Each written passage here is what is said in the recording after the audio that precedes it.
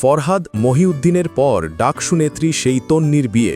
DUCSU GS S M Farhad ও AGS Mohiuddin খানের পর এবার গবেষণা ও প্রকাশনা সম্পাদক সঞ্জিদা আহমেদ তন্নি বিয়ের বন্ধনে আবদ্ধ হয়েছেন। 25শে ডিসেম্বর রাতে নিজের ফেসবুক আইডিতে দেওয়া এক পোস্টে তিনি এমন তথ্য জানান।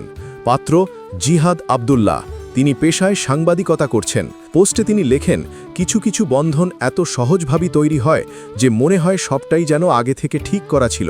ঠিক কোন মুহূর্তে আমি তোমার প্রেমে পড়েছিলাম সেটা আমার মনে নেই, কিন্তু ঠিক কোন মুহূর্তে আমি বুঝেছিলাম যে তুমি আমার সেই কাঙ্ক্ষিত মানুষ তা আমার স্পষ্ট মনে আছে।